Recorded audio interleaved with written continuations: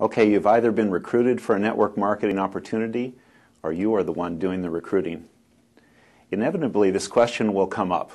Is this a pyramid scheme or a legitimate business opportunity? Although this is a complex legal area, let me share a simple story that draws a clear line in the sand. Party number one sells party number two a case of cans of tuna fish for $10. Party number two sells the same case to number three for $20, and so on, until number 9 sells the case to number 10 for $500. Number 10 opens the case and opens one of the cans, which turns out to be rancid. He goes back to number 9, who refers him to number 8, and so on until number 10 goes to number 1 to complain. I have a major problem, he says. So what's your problem, says number 1. Well, says number 10, the tuna is rancid. It's inedible.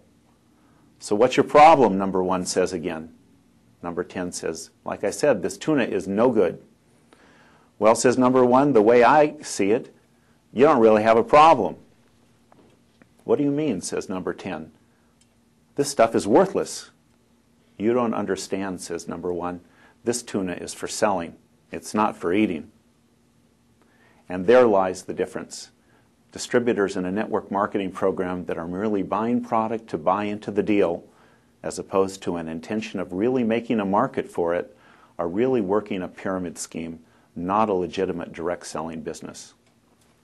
Remember, when you offer this opportunity to your next door neighbor or your best friend, it's your credibility that's going to be on the line for years to come.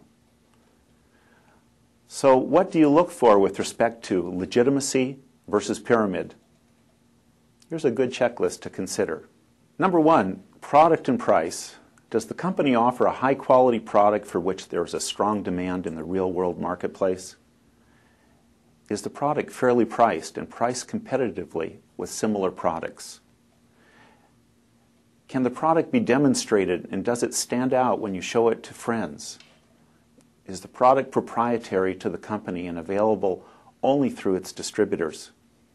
Ever notice how you can't buy Avon products in stores or Shaklee vitamins at pharmacies?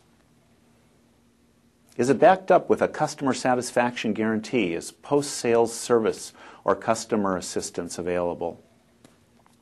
Do the people who participate in the program buy the product enthusiastically based on its own merits, even if they don't participate in the compensation program? Second, no investment requirement. Can you participate in the company's program without having to make any investment other than purchasing a sales kit or demonstration materials sold at company cost? Third, look at purchase and inventory requirements. Can you become a distributor or sales representative without having to fulfill a minimum purchase requirement or inventory requirement? When you are pitched to purchase thousands of dollars of inventory at the very beginning, run fast in the opposite direction. Does the company's compensation plan discourage inventory loading? Garages and back rooms filled with products serve no useful purpose to anyone. Fourth, look at the sales commission sources. Are sales commissions paid only on actual products or services sold through distributors in the network to the end user or ultimate consumer? This means that products don't end up in basements and closets. They are used because they have a genuine value. Does the compensation plan avoid paying commissions or bonuses for the mere act of sponsoring or recruiting? If it pays headhunting fees, it is illegal. Fifth, check the buyback policy. Will the company buy back inventory and sales kit materials from distributors who cancel their participation in the program, as long as these items are in resaleable condition? This policy is required in states which have adopted multi-level distribution statutes. Sixth, and very important, look for retail sales. Is there an emphasis on actual retail sales to end consumers, that is, to people who are not participating in the distribution program? Can the company demonstrate efforts to market products to the ultimate consumer?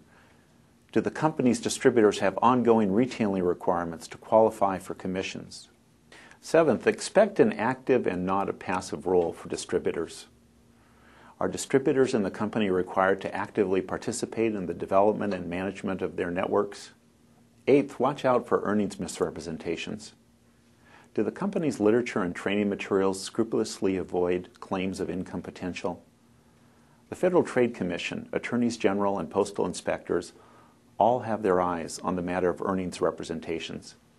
The acceptable approach emerging is that there should be no earnings representations unless they are based on a verifiable track record of the average earnings of distributors. For instance, a company should have statistics to show the percentage of active distributors and the average earnings of active distributors. Ninth, and finally, look for good training. Does the company offer its independent distributors solid training opportunities in sales and recruitment?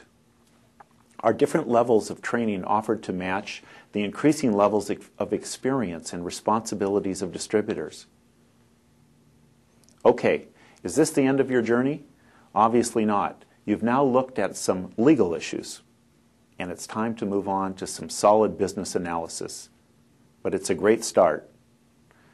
Thanks for joining me at the Networker's Edge.